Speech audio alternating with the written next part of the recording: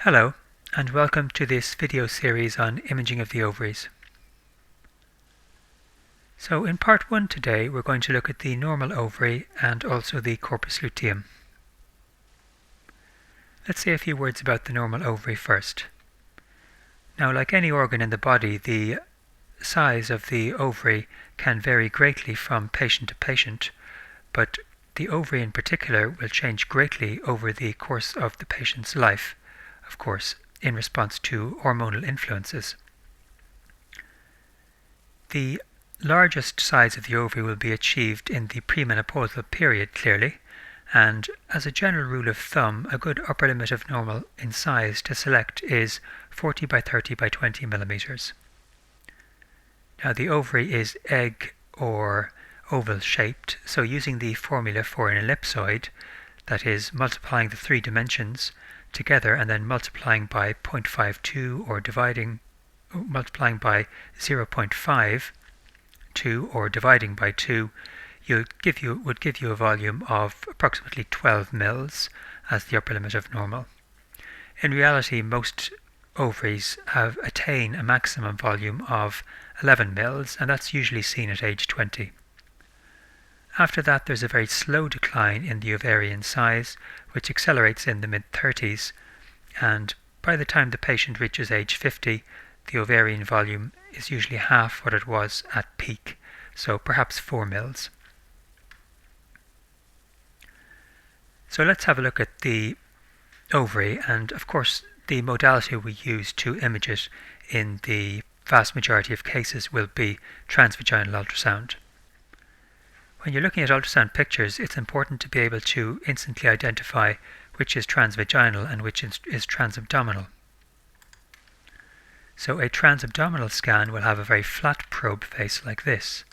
A transvaginal examination will have a more acute angle to the probe face. This is a transvaginal study. The bladder is empty here. We usually ask the patient to empty her bladder prior to performing a transvaginal examination because it allows these structures to pass down into the pelvis close to the probe and is also more comfortable for her. The ovary has an egg or oval shape. The stroma of the ovary is echogenic and there are multiple internal follicles. These are normal appearances. If we want to measure the ovarian volume, we can measure the three dimensions like this. We're seldom asked to measure the ovarian volume, but the volume does correlate with the functional ovarian reserve, so you might be asked if there are fertility issues. Now, you might be performing CT scans, of course. We don't perform that many CT scans on premenopausal patients because most CTs are performed for conditions like cancer and therefore will be seen in older patients, but for trauma or many other conditions you will be seeing them, so you have to be familiar with the normal appearances of the ovaries. Here's a patient who has a large ovarian cyst on the right, and we can ignore this, but looking on the left here there is a normal appearing ovary. It's got the classic egg or oval shape, and as we saw in the ultrasound examination, perhaps I should have mentioned that a bit more closely, I should have mentioned that in a bit more detail, it's very close to the iliac vessels. And I might just go back to the ultrasound examination to emphasize that. Here are the iliac vessels. Now, why do I mention this? We always try and identify the ovaries at any pelvic ultrasound examination.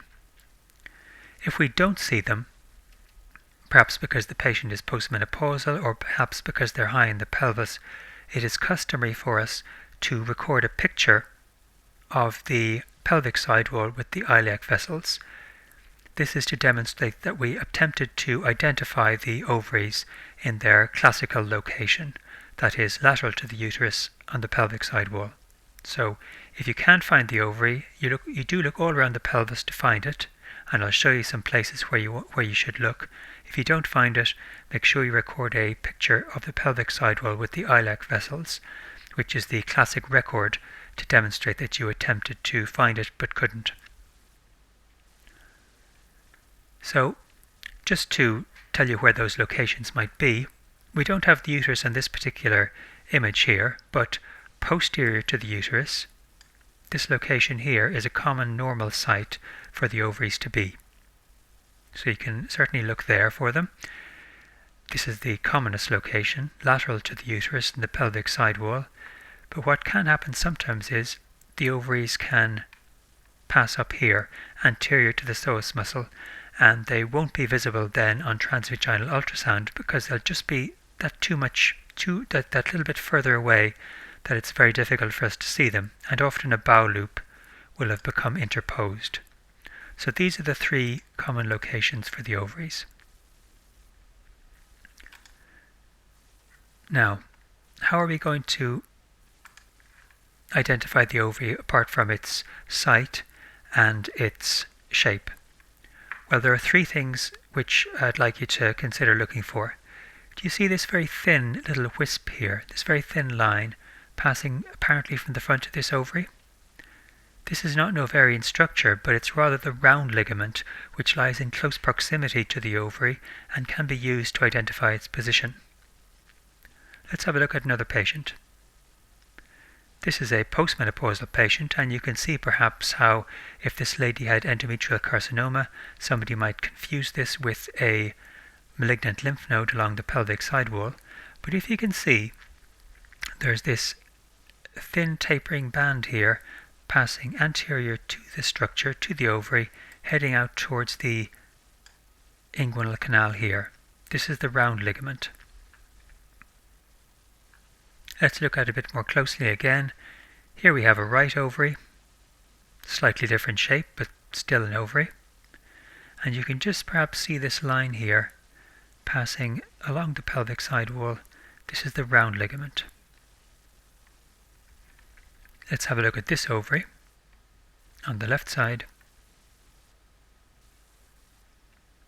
One slice down, here's our round ligament heading out towards the inguinal canal.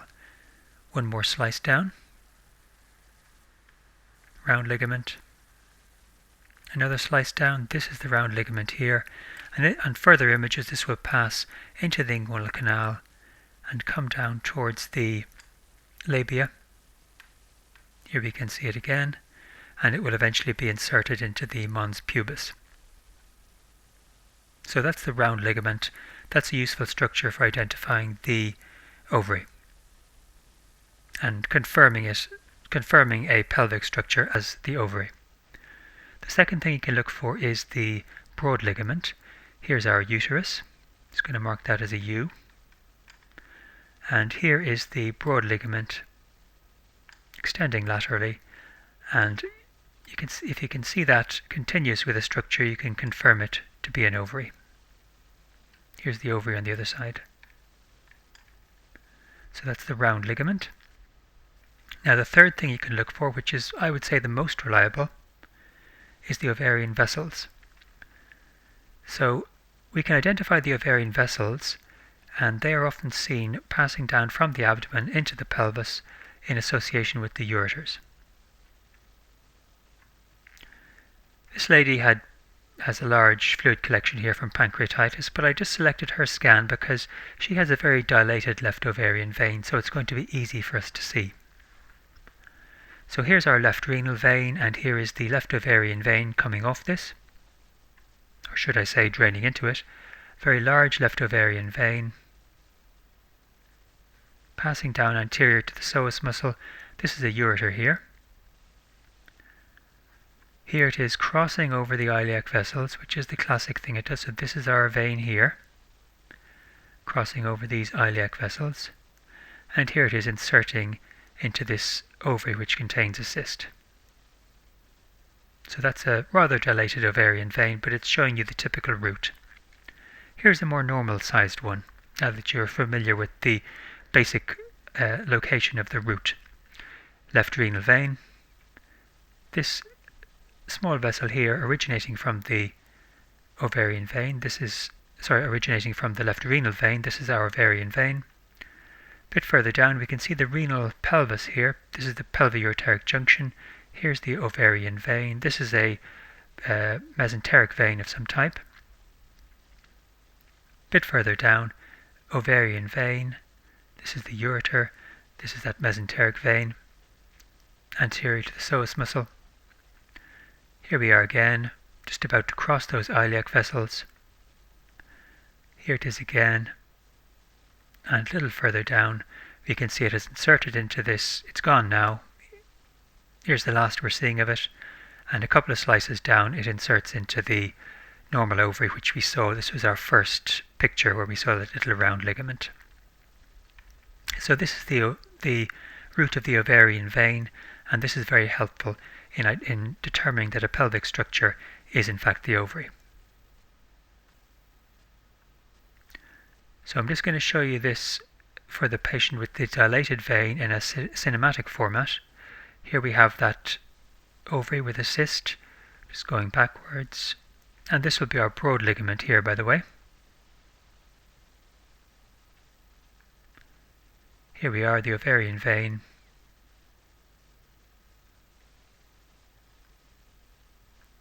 It's crossed the iliac vessels. It's going back up and draining into the left renal vein. So this is very useful, and this is one of the three ways we can try and identify the ovary.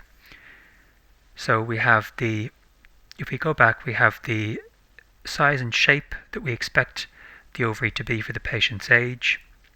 We have its location, and we have the round ligament, the broad ligament, and the ovarian vein. So all of those together, they won't always be all present. You may only see some of them, but they can be very useful to confirm that a structure you're looking at is coming from the ovary. There's not much to add really on MRI. This is a fat-suppressed T2 weighted scan, and we're seeing the ovary here with some follicles in it. It doesn't really show anything else over what you might see on ultrasound. And often MRI really doesn't give you anything over ultrasound. I think that's something that I would try and emphasize with you. A good quality ultrasound, if you can see the ovary done by somebody who knows what they're doing, is often as valuable as MRI for identifying the internal structure of the ovary. If the ovary cannot be seen due to perhaps patient factors, or you're looking for something else in the pelvis, then MRI may be superior.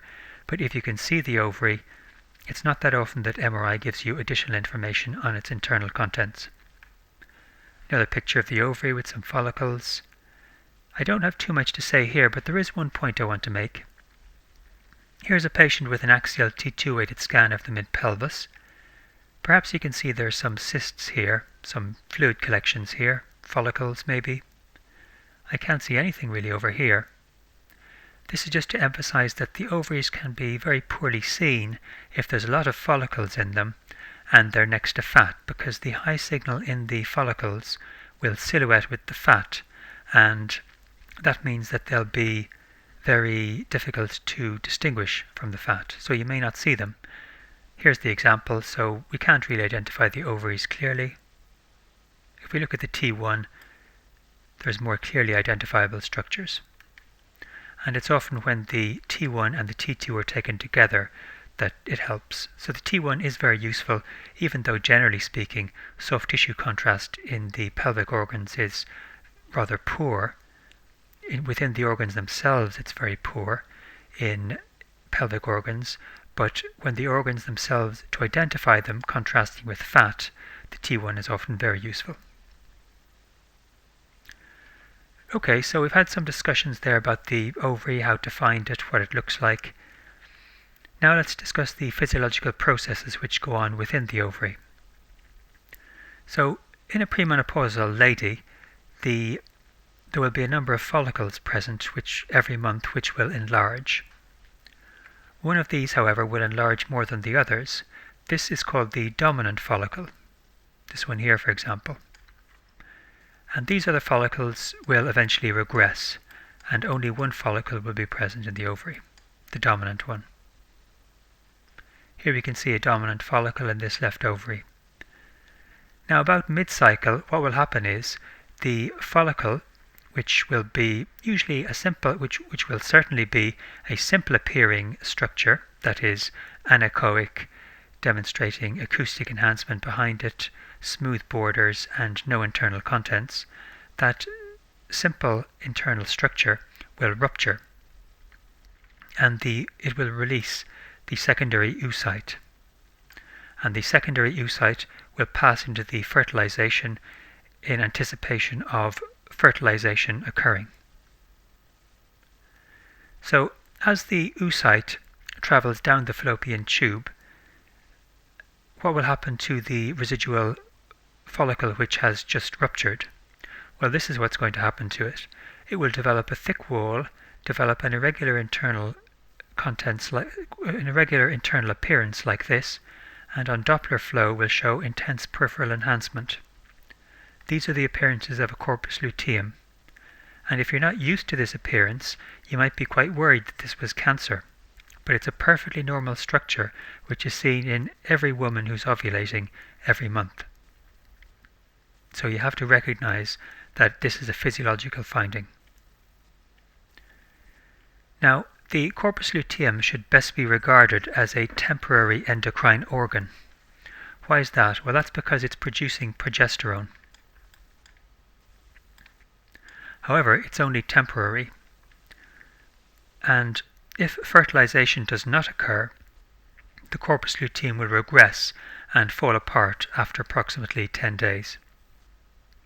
However, if you remember, the secondary oocyte went into the fallopian tube, should it meet a sperm there and fertilization occurs, the resultant zygote will produce beta-HCG, which is of course the hormone associated with pregnancy. The beta-HCG will be fed back to the corpus luteum and will tell it not to regress. It will tell it to stay viable and continue to produce progesterone. This production of progesterone will maintain the endometrial lining. And then when the oocyte arrives in the uterus, there will be an endometrial lining there for implantation to occur. And this endometrial lining will subsequently develop into the placenta. Eventually the placenta will take over the production of progesterone, but in the beginning the corpus luteum is central to the production of progesterone and thus the maintenance of the integrity of the endometrial lining. So what occurs is the fertilized oocyte or zygote produces beta-HCG. That will keep the corpus luteum viable. The corpus luteum produces progesterone, which keeps the endometrium viable, and then of course the oocyte is able to implant successfully.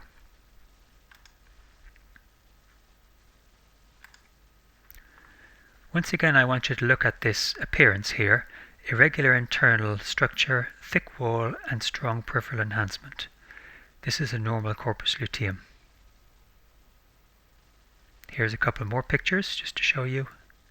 You can have echogenic internal contents as well.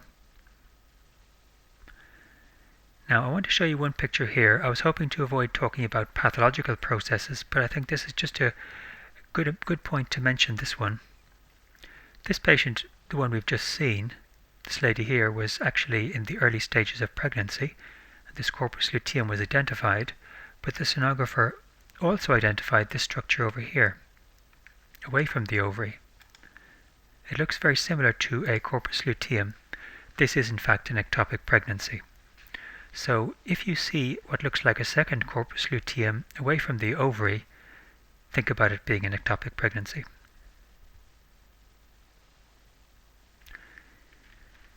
Now, you may not be doing many transvaginal ultrasounds, but you will be seeing corpus luteums if you look at scans, any kind of scan, of the pelvis of a premenopausal patient. So on the left here we have a contrast-enhanced CT scan showing you the typical appearances of a corpus luteum with strong peripheral enhancement. You can also see a broad ligament here, I think. Here is an FDG PET scan. Now, it's not uncommon for the ovaries to be hot at any time in a premenopausal patient, but particularly when there's a corpus luteum, you can see very intense ovarian activity. It's entirely normal. So you might have a patient with lymphoma, which is common in younger patients, and they might have lymphadenopathy around their body, Hodgkin's disease, for example.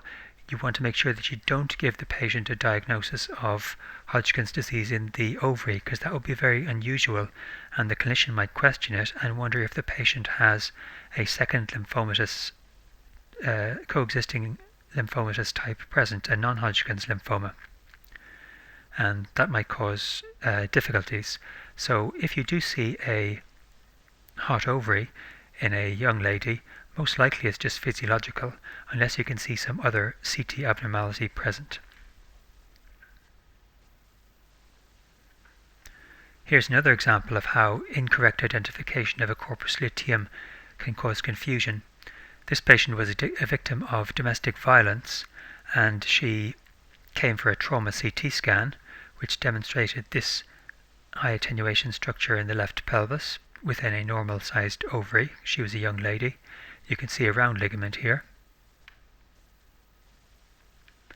And this was our report. Abnormal appearing region with central ribbon-like hyperattenuation at the bifurcation of the iliac arteries. And the conclusion, the reporter was concerned about a gossypiboma, which is a retained surgical sponge. They wanted a gynae history, opinion advised, all very vague, not a very good report really. And of course, what this is it's just a collapsing corpus luteum and an entirely normal structure within the ovary. So it's nothing to worry about. This patient was referred to a gynaecologist. They were booked in for an MRI scan, which was only averted because the imaging was obtained from and reviewed. And this was then identified as being a collapsing corpus luteum, and no further imaging was required. Here's another corpus luteum. This is a patient with malignant melanoma who's an inpatient on treatment. Perfectly normal structure. Melanoma also affects young people, so you may well see a corpus luteum in those patients. Here's a patient who I think was having workup for fibroid embolization, normal corpus luteum. On this fat-suppressed sagittal T1 weighted scan with contrast, you can see the peripheral enhancement. You can see it here again. This is normal. And just to finish on, this is what we call a corpora albicans. So if fertilization does not occur, the corpus luteum, as we mentioned, will regress. When it fails to produce any more progesterone, the endometrial lining will be shed, which is, of course, menstruation. And often you can see the remnant of a corpus luteum which is being reabsorbed as this structure here, the corpora albicans. That's nothing to worry about. So we've now discussed the normal ovary and the normal corpus luteum, and I think we'll leave it at that. And next time we'll talk about some physiological cysts. Thank you.